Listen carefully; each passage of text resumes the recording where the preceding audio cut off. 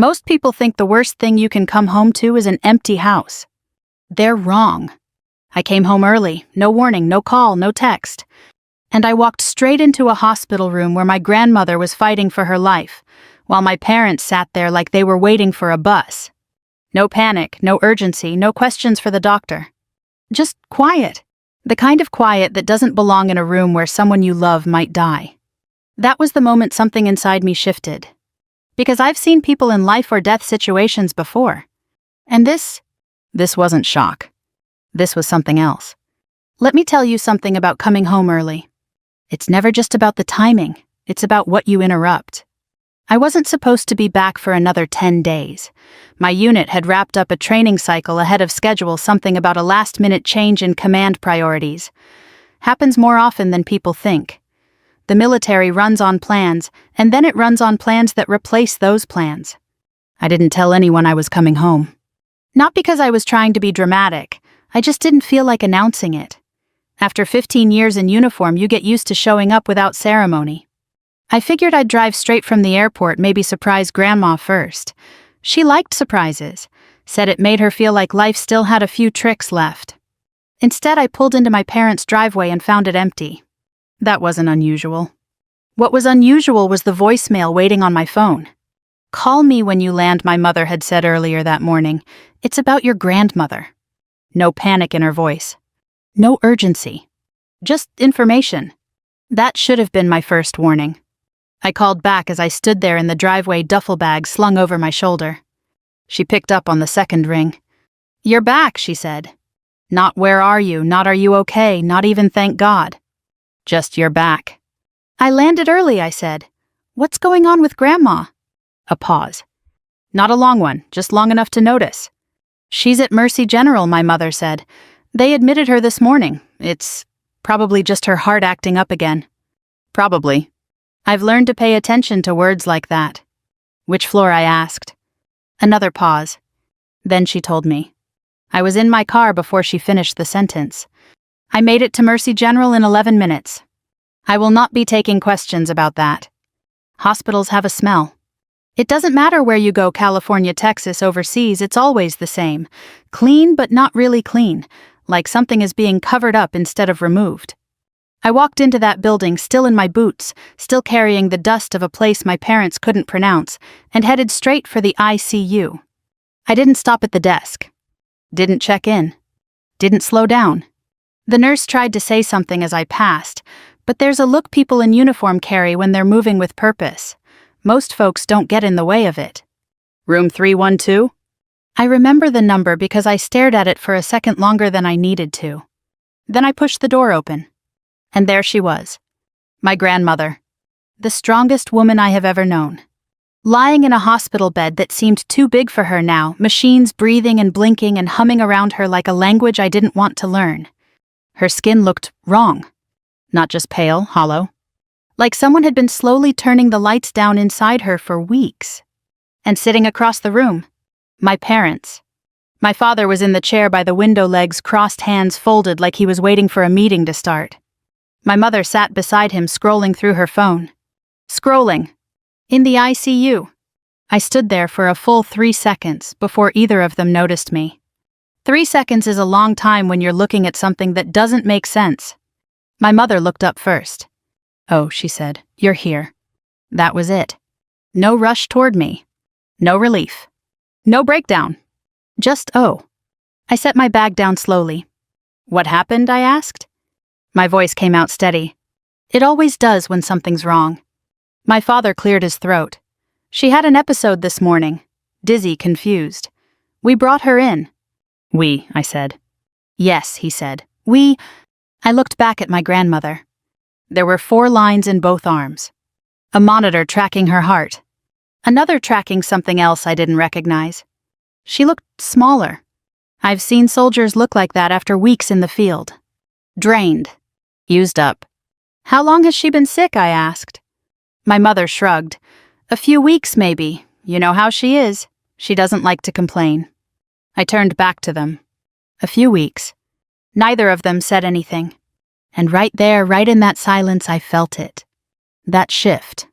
The same one I'd felt stepping into a room overseas where something had gone very, very wrong. Not fear. Not confusion. Recognition. Something is off. I walked to the side of the bed and took my grandmother's hand. It was warm. But it didn't feel like her. I leaned down slightly. "Hey," I said quietly, "I'm here." No response. Just the machines. I stayed there for a moment. Long enough to steady myself. Then I straightened and turned back toward my parents. They were watching me now. Really watching me. Not with concern. Not with grief. With something else. Calculation. That's when I knew. I didn't have proof yet. Didn't have facts. Didn't even have a full theory. But I had something better. Instinct. And mine was screaming. I reached into my pocket and pulled out my phone. My father frowned. "What are you doing?" I didn't answer. I opened my banking app. Scrolled through the accounts. The joint access permissions. The authorizations. Everything my grandmother had allowed over the years for convenience, for trust, for family. I started locking them. One by one. Access revoked. Permissions removed. Cards frozen. Transfers disabled. Every single door they had quietly been walking through. Closed. It took less than 2 minutes. When I was done, I put my phone back in my pocket. Silence. Then, my mother's phone buzzed. She glanced down. Frowned. Then my father's. Buzz. Buzz. Buzz. I watched their faces. Watched the confusion turn into something sharper. "What did you do?" my father asked. Calm voice. Too calm. I met his eyes. I secured Grandma's accounts. My mother stood up so fast her chair scraped the floor. "You can't just, those are family accounts." "No," I said. My voice didn't rise. It didn't need to. "They're hers." Another buzz. Another notification. My father reached for his phone, scrolling quickly now, his composure cracking just enough for me to see it. And there it was. Not grief. Not fear for her. Panic. Real panic. Over money. Over access. Over control. I looked at both of them, then back at the woman in that bed.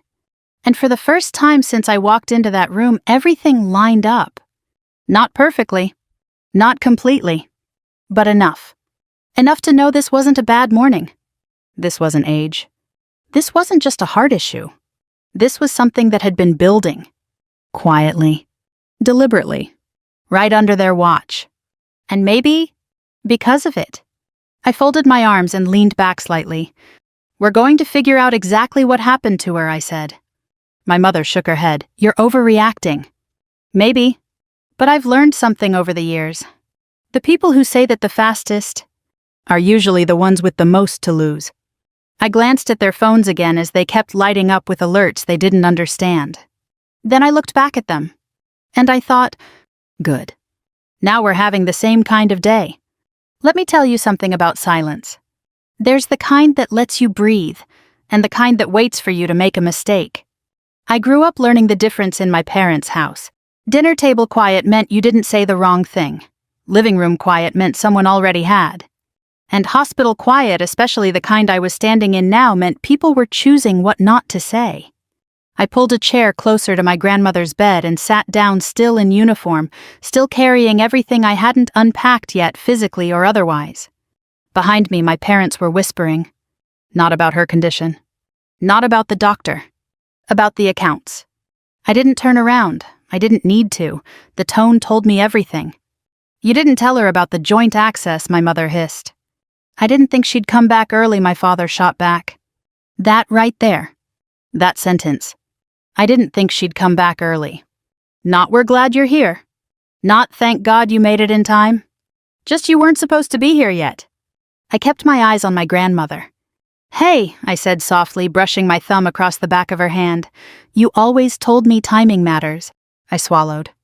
"Looks like you were right again." No response. But her hand didn't feel as cold as it had a few minutes ago. Or maybe I just needed to believe that. "You want to understand why I didn't trust my parents. You have to understand what it was like growing up in that house."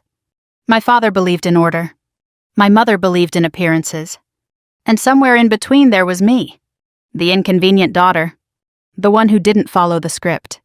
The one who joined the military instead of staying close, getting a respectable job, building the kind of life they could explain at church without adjusting the story. Grandma was the only one who didn't need an explanation. She used to say, "You don't have to fit in a room that was never built for you." She said it the day I told her I was enlisting. My father didn't speak to me for 2 weeks after that. My mother told people I was taking some time to figure things out. Grandma took me out for pie and asked if I wanted coffee or something stronger. That was us. She didn't try to shape me. She just stood beside me. And for years that was enough. "Excuse me." I looked up. A nurse stood in the doorway, clipboard in hand. "Your family?" she asked.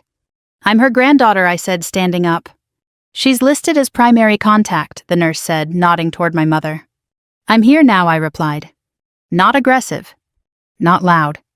Just a statement. The nurse hesitated for a second, then gave a small nod. "The doctor will be making rounds shortly. He'll want to speak with you." "Good," I said. Behind me, I felt my parents stiffen. They hadn't expected that. They hadn't expected me to step in. They hadn't expected to lose control. That was becoming a theme.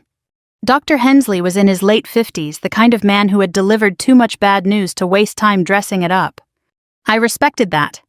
He walked in, introduced himself, and got straight to the point. "Your grandmother was brought in with severe disorientation, dehydration, and signs of systemic stress," he said. "We're running a full panel, but there are a few things that concern me." "What kind of things?" I asked. He glanced briefly at my parents, then back at me. "The pattern isn't consistent with a single acute event," he said carefully. "It suggests a progressive condition, something that's been developing over time." Time. That word again. "How long?" I asked. "Hard to say without full results," he replied. "But we're likely looking at weeks, possibly months." I felt something tighten in my chest. Weeks. Months. And no one thought to call me. No one thought to escalate. My mother crossed her arms. "She's old," she said. "These things happen." Dr. Hensley didn't argue. But he didn't agree either. "That's one possibility," he said. One. I stepped closer. "What are the other possibilities?" He held my gaze. And I saw it the moment he decided whether I was someone who could handle the truth, or someone who needed to be protected from it. "I'd like to wait for the toxicology results before speculating," he said.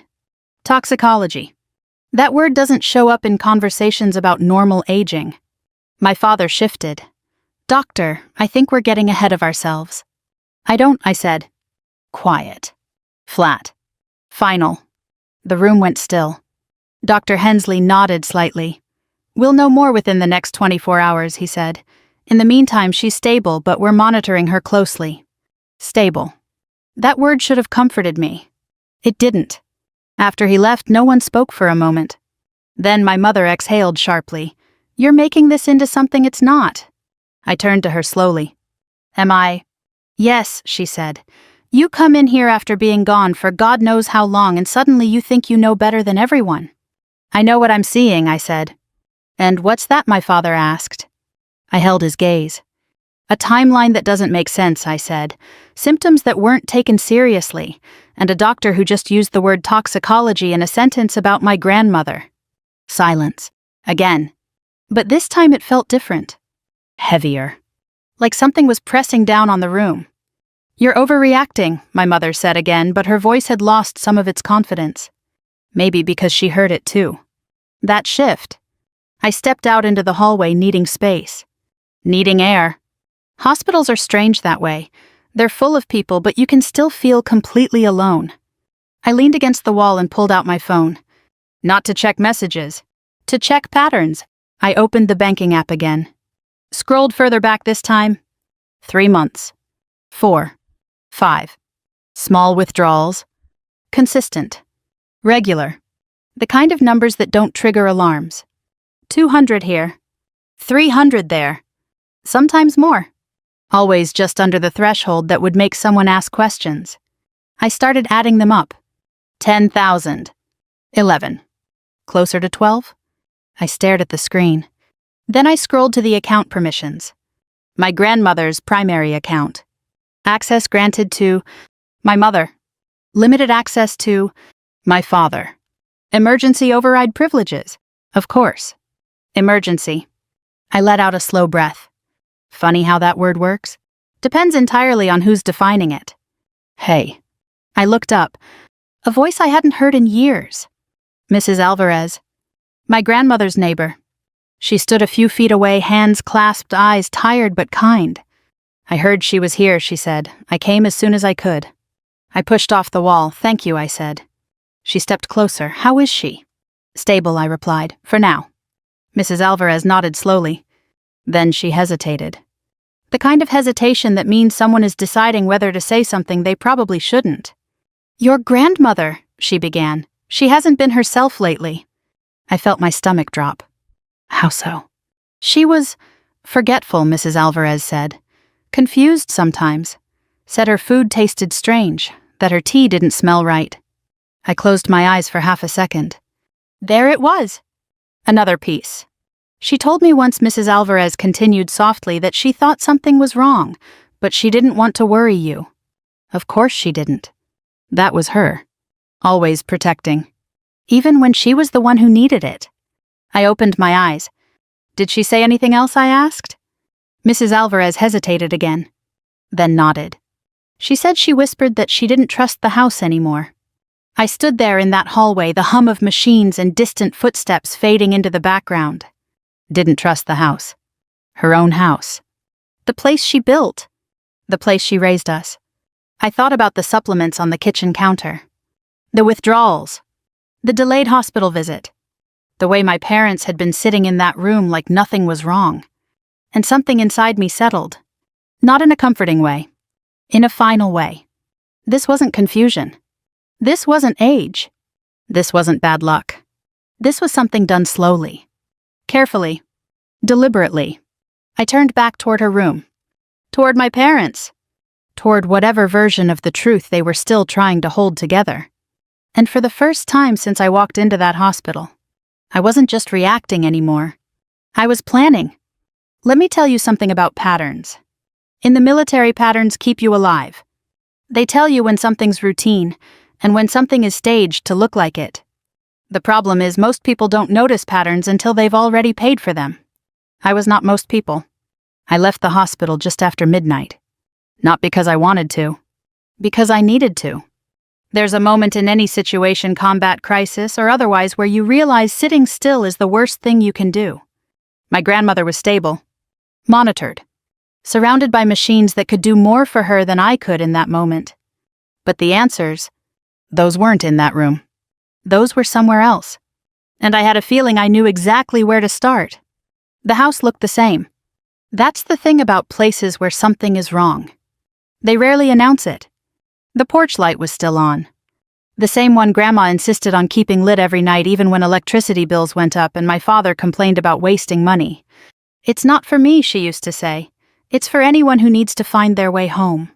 I stood there for a second, key in hand. Then I unlocked the door. The first thing that hit me wasn't what I saw. It was what I smelled. Something faint. Sweet almost. But off. Like something trying too hard to smell normal. I closed the door behind me and set my bag down. The house was quiet. Not the peaceful kind. The hollow kind. I moved through it slowly the way I've been trained to move through unfamiliar spaces. Living room unchanged. Dining table clean. Too clean. Kitchen. That's where I stopped. Because that's where the pattern started to break. There were bottles on the counter. Not unusual. Grandma always had her vitamins lined up like a little army calcium magnesium, something for her joints she swore by. But these weren't hers. Different labels. Different brands. One of them was open. Powder-based. I picked it up. No strong smell. No obvious red flags. Which in my experience is a red flag. I turned it over reading the label. Supplement. Dietary support. Unregulated. Of course. I set it down carefully. Then I opened the cabinet above the sink. More bottles. Some half-used. Some new. Some mismatched. I pulled one out. Expiration date recent. Purchase sticker still on the bottom. Not from the pharmacy Grandma usually used. I took a picture. Then another. Then I started checking everything. Trash can. Receipts. Drawers. Because here's the thing people forget. You can hide intent, but you can't erase routine. And routine leaves traces. The first receipt I found was folded in half, tucked between a cookbook and a stack of mail. Pharmacy. 2 towns over. Cash purchase. No loyalty account. No name attached. But the date. 3 weeks ago. I checked the next one. Same store. Different day. Another cash purchase. My jaw tightened. Cash leaves fewer trails. But not none. Not if you know where to look. I moved to the fridge. Opened it. Inside, everything looked normal at first glance. Milk. Leftovers. Fruit. Then I noticed something small. Containers. Pre-prepared meals. Labeled. Day of the week. That wasn't Grandma. She cooked fresh every day. Said reheating food killed the soul of it. I picked one up. Chicken. Rice. Simple. I peeled back the lid slightly and sniffed. There it was again. That faint wrong sweetness. Not strong enough to alarm someone. Just enough to blend. I set it back down slowly. My chest felt tight. Not panic. Focus. The kind that narrows everything down to what matters. I pulled out my phone and called the number I hadn't used in years. He picked up on the third ring.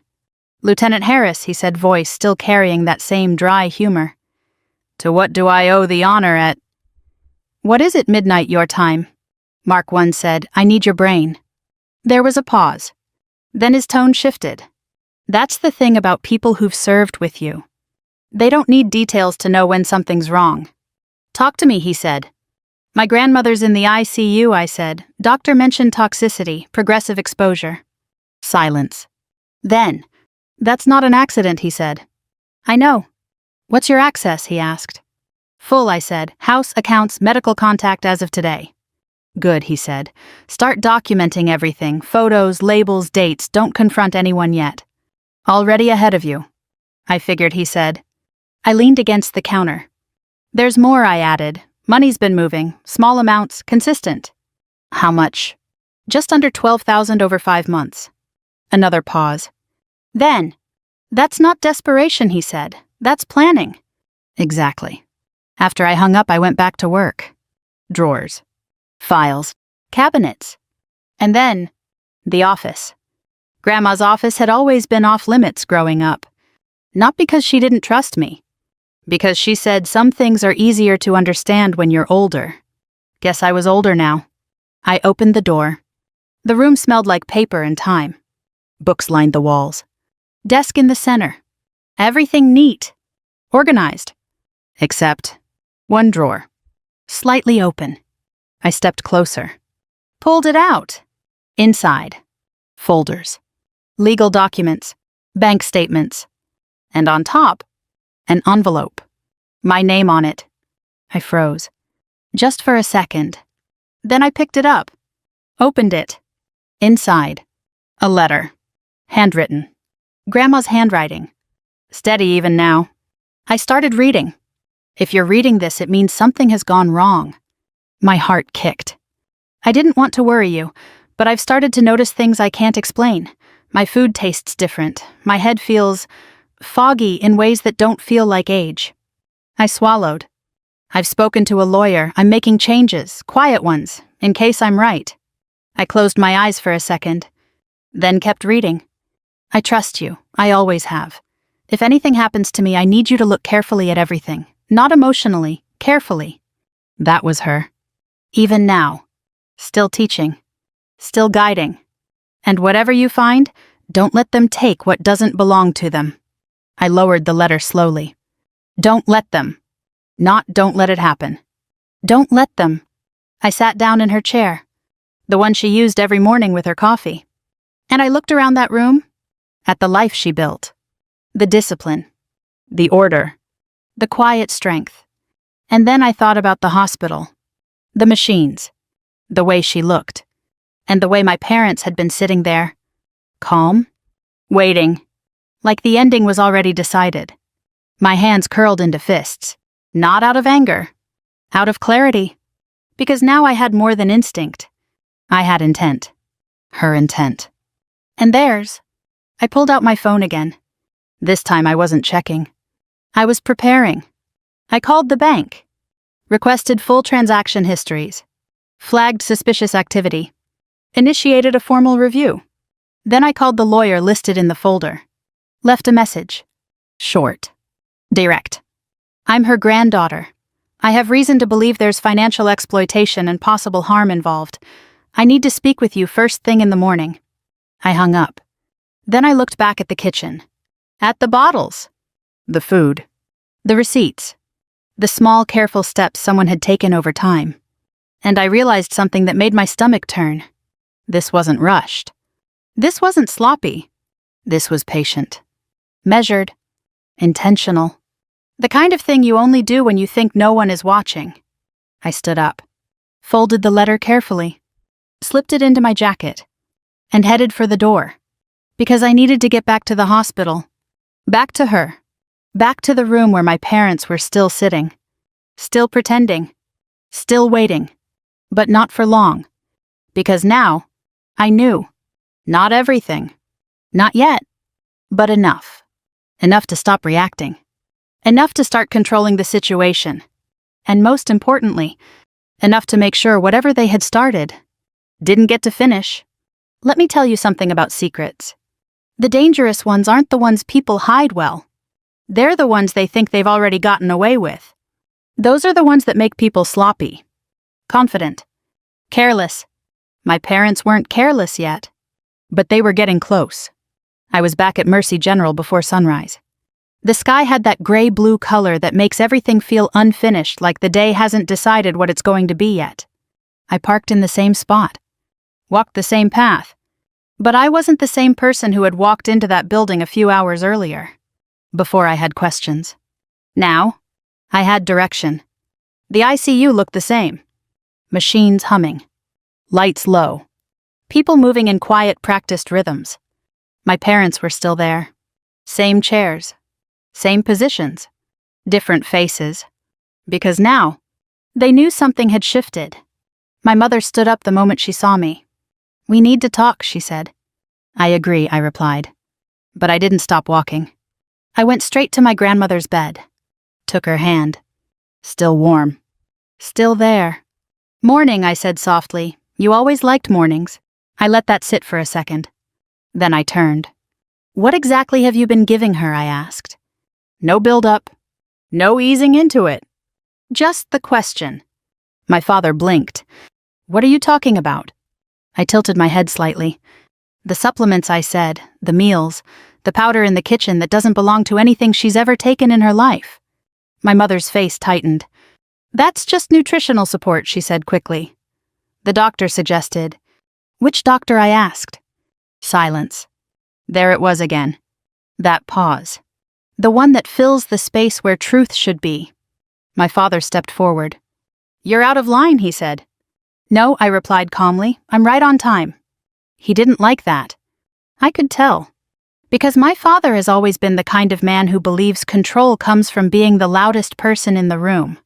The problem is, that only works until someone else stops reacting to the volume. I wasn't reacting anymore. I was observing. "I went to the house," I said.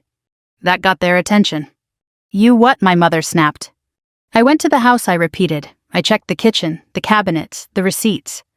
I watched their faces. Small changes. Subtle. But there. The kind you only see if you're looking for them. And my father said, "And I found things that don't make sense," I said. "That doesn't mean anything," my mother said quickly. "You don't live there. You don't know what we've been dealing with." "I know exactly what you've been dealing with," I said. My voice stayed level. Even. Controlled. "You've been dealing with a woman who was getting ready to change her will." That landed. Hard. My mother's mouth opened. Closed. My father's eyes sharpened. "Where did you hear that?" he asked. I didn't answer. Because I didn't need to. The reaction told me everything. I stepped closer. Lowered my voice just enough to make them lean in. "She knew something was wrong," I said. "She told someone she didn't trust the house anymore." My mother shook her head. "That's ridiculous." "She wrote me a letter," I said. That stopped her. Completely. The room didn't go silent, but it might as well have, because in that moment the truth shifted from possibility to confirmation. "You're making this into something ugly," my father said, his tone tightening. "Your grandmother is sick, that's all this is." "No," I said, "that's not all this is." I held his gaze. "You didn't take her to the hospital when this started, did you?" "We monitored her," my mother said. "We didn't want to overreact." "You didn't want anyone looking too closely," I said. Her face flushed. "That's not fair." "What's not fair?" I cut in quietly as a woman getting weaker for weeks while the people around her pretend it's normal. Dr. Hensley walked in before either of them could respond. "Timing. I've always appreciated good timing." "Good morning," he said, glancing between the three of us. Something in the air must have registered, because his posture shifted slightly. More alert, more careful. "Doctor," I said, "do you have the results?" He hesitated, just for a fraction of a second. Then he nodded. "We do." My mother stepped forward. "What do they say?" Dr. Hensley looked at her, then at me, then back at her, and I watched him make a decision. "The tests indicate elevated levels of a compound consistent with long-term exposure," he said. There it was, out in the open. No more careful wording. No more soft edges. My father scoffed. "That doesn't mean anything. She could have." "It means," Dr. Hensley continued calmly, "that this is not a natural progression." The room went still. Not quiet. Still. Like everything had paused to let that sentence land exactly where it needed to. My mother took a step back. "That's not possible," she said. But her voice didn't sound convinced. It sounded rehearsed. I exhaled slowly. Because this was the line. The point where things stopped being suspicion and became fact. I looked at my parents. Really looked at them. Not as my mother and father. As two people standing in a room where the truth had just walked in and introduced itself. "You need to explain," I said. My father shook his head. "We don't need to explain anything. This is a misunderstanding." "Then clear it up," I said. He opened his mouth. Closed it. Looked at my mother. She didn't look back. That told me more than anything else had so far. Dr. Hensley cleared his throat. "I'm going to recommend further testing and monitoring," he said. "And given the nature of these findings, we'll also be documenting everything carefully." Documenting. Another word that changes the temperature of a room. Because documentation leads to questions. Questions lead to answers. And answers. Well, answers don't always stay where you want them. After he left, my parents didn't speak right away. They didn't need to. The weight of what had just been said was doing all the talking. I stepped back toward my grandmother. Took her hand again. Still warm. Still fighting. "I've got you," I said quietly. Then I looked up. And this time I didn't hide anything. "You're done controlling this," I said. My father laughed. Short. Sharp. "You think locking a few accounts changes anything?" I met his eyes. It already has. Because I could see it now. Clear as day. The shift. The panic underneath the anger. The calculation behind every glance. They weren't thinking about her. They were thinking about what they were losing. And how fast it was happening. I reached into my pocket. Pulled out my phone. And showed them the screen. Bank notifications. Access revoked.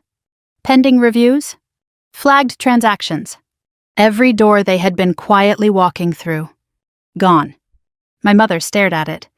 Then at me. "You had no right." "I had every right," I said. "She trusted us." "She trusted you not to take advantage of her," I said.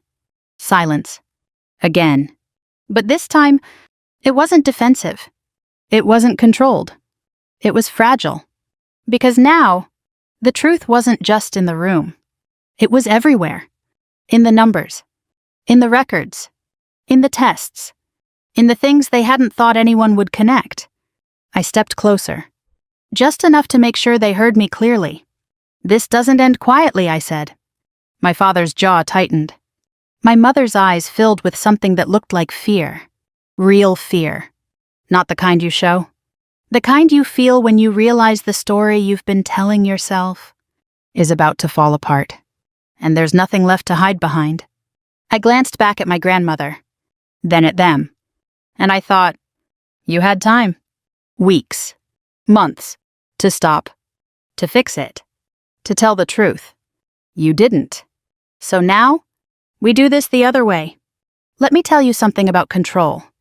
People think it's about power, about being the loudest, the strongest, the one who makes the rules. It's not. Real control is quiet. It's knowing exactly which doors matter, and closing them before anyone realizes they're locked. By the time my parents understood what I'd done, it was already too late. I didn't stay in that room after that. Not because I was avoiding them. Because I had work to do. There's a difference. I stepped into the hallway and pulled out my phone. First, call bank compliance. Second, fraud investigation unit. Third, the attorney listed in my grandmother's documents. Margaret Hale. 32 years practicing elder law. The kind of woman who didn't waste time asking if something felt wrong. She asked for evidence and built a case around it. She answered on the first ring. This is Hale. My name is Rachel Carter, I said. I believe my grandmother is being financially exploited, possibly worse. Silence. Then, do you have documentation? Yes. Do you have access? Full as of last night. Good, she said. Then we move quickly. No sympathy. No hesitation. Just movement. I respected that. Within 20 minutes, I had a list. Documents to secure. Transactions to flag. Permissions to revoke that I hadn't even known existed until she said them out loud. Because here's the thing. People who do this kind of thing, they don't just use the front door. They build side entrances, back doors, hidden access points you only find if you know where to look. Margaret knew where to look. And now, so did I. Rachel. I turned. My father stood at the end of the hallway. Alone this time. That was new. He approached slowly, hands in his pockets, posture relaxed. Too relaxed. I think we got off on the wrong foot in there, he said. I didn't respond. He stopped a few feet away. You've been gone a long time, he continued. Things have been complicated. Complicated, I repeated. Yes, he said. Your grandmother's health, the finances, the house. The house, I said. He nodded. Upkeep isn't cheap. We've been managing a lot. I studied him. Not as a daughter. As a problem. Because that's what he was now. A variable in a situation that needed to be contained. You've been managing her money, I said. Yes, he said quickly, with her permission. For emergencies. He hesitated. Just long enough? Well, yes, but what I asked. His jaw tightened. You don't understand how hard this has been, he said. We've been here every day. We've taken care of her while you were off. Serving, I said. He blinked. I was going to say, away, he said. Of course you were. There it was again. That shift. That small quiet dismissal. The one I'd grown up with. The one that turned everything I did into something lesser. I felt it. Recognized it. And let it pass. Because it didn't matter anymore. Not here. Not now. I spoke to the bank, I said. His expression didn't change. But his eyes did. They're reviewing the last 6 months of activity, I continued. Every withdrawal, every transfer, every authorization. That's unnecessary, he said. No, I replied. It's overdue. He took a step closer. Lowered his voice. Rachel, he said you're making a mistake. I tilted my head. Am I? Yes, he said, because once you start something like this, you can't undo it. I held his gaze. Good, I said.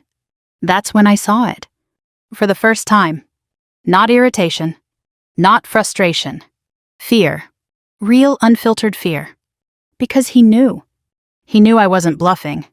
He knew I wasn't going to back down. And most importantly, he knew I was already too far in to stop. Listen to me, he said. Voice tightening. Whatever you think is happening, it's not what you think. She wrote me a letter, I said. He froze. Just for a second. But it was enough. She knew something was wrong, I continued. She was making changes, quiet ones. His eyes flicked toward the ICU doors. Then back to me. She didn't understand what she was doing, he said quickly. She was confused. No, I said, she was clear. I took a step forward. And this time I let a little edge into my voice.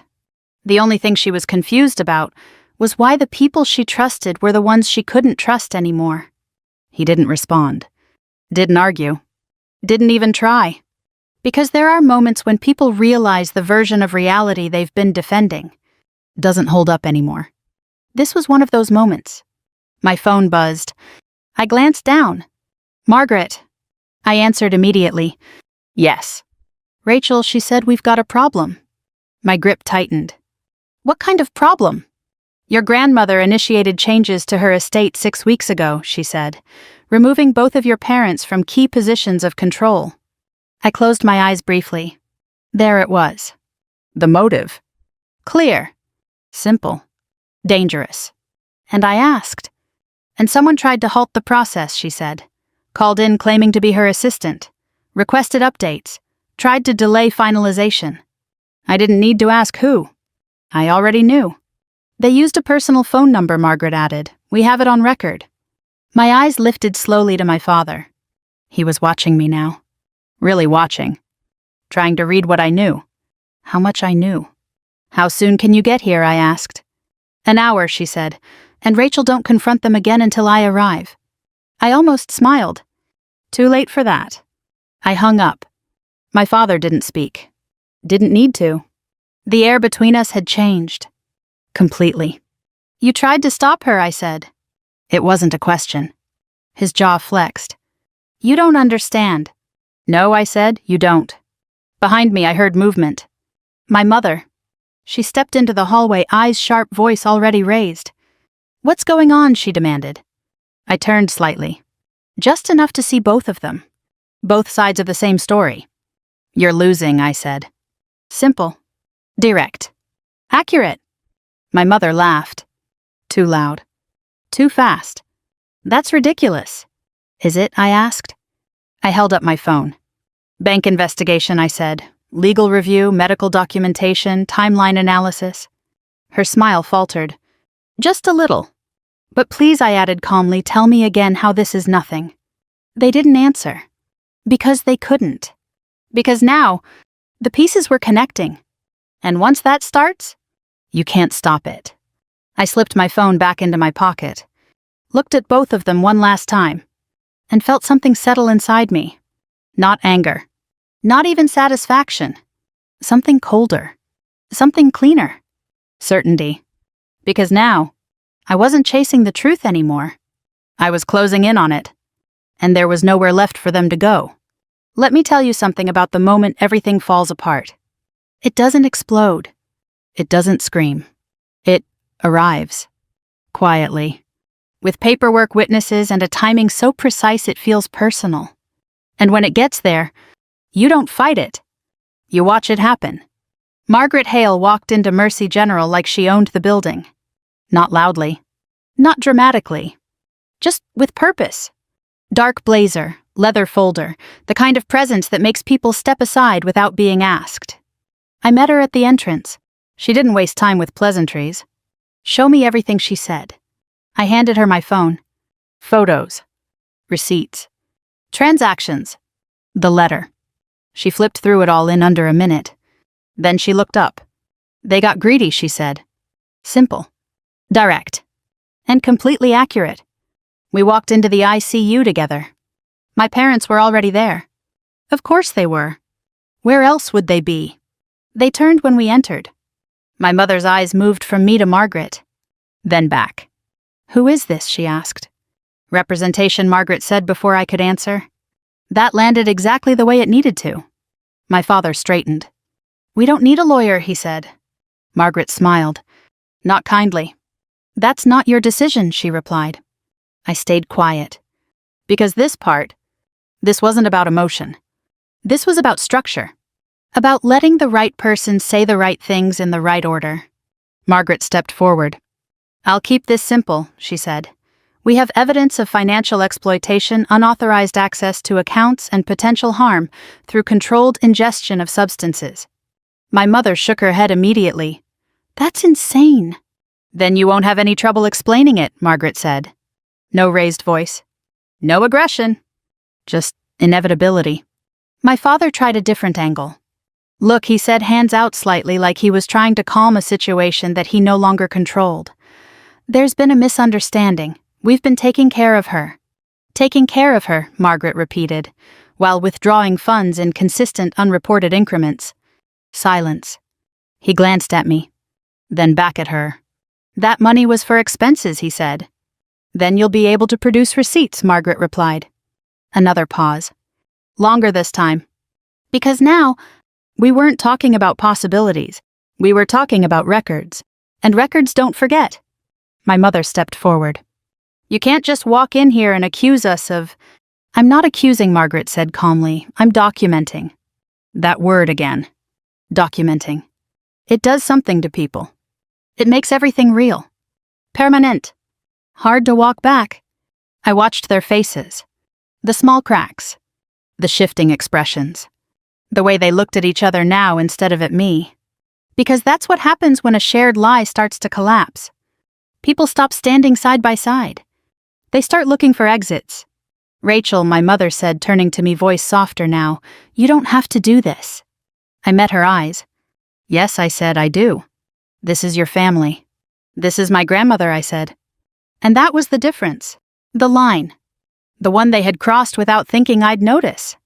Margaret opened her folder. Pulled out documents. Bank summaries. Transaction logs. Call records. All neatly organized. All very real. These withdrawals, she said, placing a sheet on the table, totaled just over $11,000 across 5 months. My father didn't look down. Didn't even try. Because he knew. Additionally, she continued, we have a recorded call placed to the estate office attempting to delay changes to the will. My mother's head snapped toward him. He didn't react.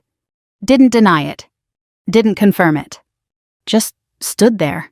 And that silence, was louder than anything he could have said. And finally, Margaret said, we have medical findings indicating prolonged exposure to a compound inconsistent with prescribed treatment. The room went still. Completely still. Because this was the part you couldn't explain away. Not with words. Not with emotion. Not with deflection. My father laughed. A short, brittle sound. You're building a story, he said. That's all this is, a story. Margaret tilted her head slightly. No, she said, this is a timeline. Right on cue. 2 figures appeared in the doorway. Hospital security. And behind them, a man in plain clothes, badge visible. Not local police. Something a little more specific. My mother saw them first. Her face drained of color. What is this, she whispered. Margaret didn't look back. Procedure, she said. The man stepped forward. Mr. and Mrs. Carter, he asked. My father didn't answer. My mother shook her head instinctively, like she could refuse reality if she didn't acknowledge it. We need to ask you a few questions, he said. That's how it always starts. Questions. Not accusations. Not yet. But the tone says everything.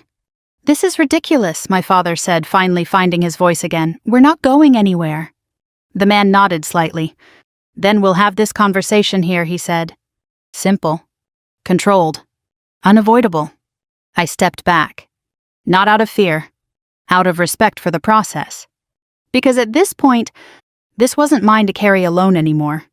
My mother looked at me. Really looked at me. And for the first time, there was no performance. No control. Just realization. You did this, she said. I held her gaze. No, I replied. You did. You started it, I said. She flinched. Just slightly. But it was enough. Because now, she understood. This wasn't something that could be smoothed over. Or explained away. Or buried under family. This was something that had moved beyond them. Beyond me. Into a place where facts mattered more than feelings. The questions started. Names. Dates. Transactions. Calls. They answered some.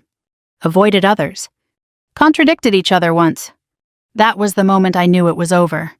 Because once people start breaking from the same story, there's no putting it back together. I stepped into the hallway. Needed air again. Needed distance. Because even when you know something is coming, seeing it happen is different. Heavier. A few minutes later, Margaret joined me. "It's moving faster than I expected," she said. "Is that good?" I asked. She considered that. "It's efficient," she said. That was her version of optimism. I leaned against the wall, closed my eyes for a second, and let it settle. Not the revenge. Not the outcome. The fact that it was happening at all. That this was real. That they had really done this. Margaret touched my arm lightly. "You did exactly what you were supposed to do," she said. I nodded. But I didn't feel victorious. Didn't feel satisfied. Because this wasn't about winning. It never was. I looked back through the glass. At the room. At the people inside. At the version of my life that was ending in real time. And then, past it. To the bed. To her. Still there. Still fighting. "That's what matters," I said quietly. Margaret followed my gaze, then nodded. "Yes," she said, "it is. Because in the end, this wasn't about them. It wasn't about the money, or the accounts, or even the truth being exposed. It was about making sure the person who had spent her life protecting everyone else didn't get destroyed by the people who were supposed to protect her. And for the first time since I walked into that hospital, I knew she was safe. Let me tell you something about endings. They don't always feel like victory. Sometimes they feel like quiet. Like the moment after a storm when everything is still standing, but nothing is quite the same. That's the kind of ending this was. 3 months later, my grandmother came home. Not the way she left. Slower. Thinner. But still, her.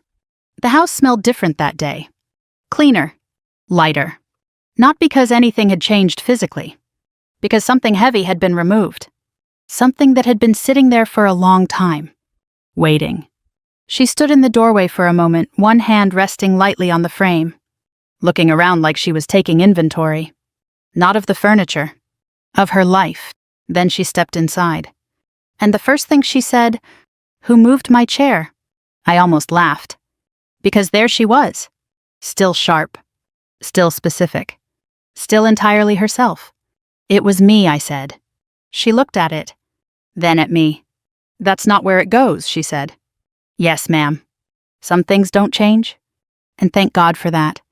Recovery wasn't dramatic. No miraculous turnaround. Just steady. Day by day. Appointment by appointment. Her strength came back slowly.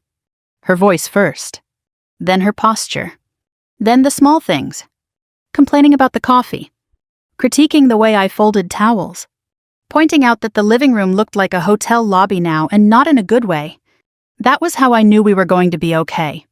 Because if she had the energy to be particular, she had the energy to live. The legal side moved faster than I expected. Margaret had been right. When cases are this clean, they don't drag. They proceed. There were charges. Formal ones. Financial exploitation. Fraud. And more that I won't list here because frankly the specifics matter less than the outcome. What matters is, there was accountability. There was consequence. And for once, there was no one left to smooth it over. No one left to say, "Let's not make this bigger than it is." Because it already was. I didn't go to every hearing. Didn't sit through every detail. That wasn't my job. My job was sitting across from my grandmother at the kitchen table while she relearned how to trust her own space again. That's harder than people think. Not the physical recovery. The emotional one. The part where you stop questioning every glass of water. Every meal. Every moment you feel a little off. That takes time. Patience. And someone sitting across from you who isn't going anywhere. One afternoon about a month after she came home, she looked at me over her tea. The real kind. The one she made herself. "You knew, didn't you?" she asked. I didn't pretend to misunderstand. "I suspected," I said. She nodded. Slow. Measured. "I did too," she said. That didn't surprise me. She had always been sharper than people gave her credit for. "Why didn't you tell me?" I asked. She smiled slightly. "Because I didn't want you to come home for the wrong reason," she said. I leaned back in my chair. "That's not how that works," I said. "I know," she replied, "but I was hoping I was wrong." I let that sit for a moment. Then I said, "You weren't." "No," she said quietly. "I wasn't." We didn't talk about them much after that. Not because it didn't matter, because it didn't need to. Some things don't require constant revisiting. They settle where they belong, and you move forward. The paperwork came last. Final adjustments. New authorizations. Updated directives. Margaret handled most of it. Efficient. Precise. Exactly what we needed. But my grandmother insisted on signing everything herself. No shortcuts. No assumptions. I'm not giving anyone a reason to question this again, she said. I understood that. Perfectly. The house changed in small ways. Subtle ones. Locks replaced. Systems updated. Routines shifted. Not out of fear. Out of awareness. Because once you've seen what people are capable of, you don't pretend you haven't.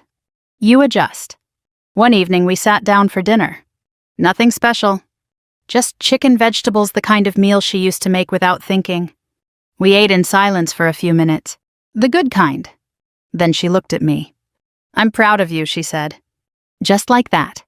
No build-up. No ceremony. And I'll tell you something. I've been commended. Decorated. Recognized in ways that are supposed to mean something. But nothing has ever landed the way that did. Because it came from the one person who had seen me clearly. From the beginning. I didn't do anything special, I said. She raised an eyebrow. You came home, she said. That was it. That was her whole explanation. And maybe she was right. Maybe that's all this was. Not strategy. Not timing. Not even instinct. Just showing up. At the exact moment it mattered. Later that night I stood on the porch. The same light still on. Same soft glow. Only now, it felt different. Not like something guiding people in. Like something keeping the dark out. I thought about that day. The one where everything changed. The one where I walked into that hospital room and saw something that didn't make sense. And how easy it would have been to ignore it. To trust what I was being told. To step back. To let things play out. If I had done that, if I had stayed away just a little longer, she wouldn't be here. That's the truth. Simple. Uncomfortable. Final. You can't control what people choose to become. You can't control what they do when they think no one is watching. But you can control what you do. When you see it. When the pattern breaks. When the silence feels wrong. When something inside you says, this isn't right. I came home early. And I saw what I wasn't supposed to see. And I did what I was supposed to do. That's the job. It's always been the job. If this story made you think about family, about trust, about the moments when something doesn't feel right, tell me where you're watching from and what you would have done in my place. I read every comment. And if you want more stories like this, real, grounded, and a little too close to home, sometimes consider subscribing. We share them every day. Because sometimes the stories that stay with you are the ones that remind you to pay attention, to trust your instincts, and to show up before it's too late. Let's keep going together.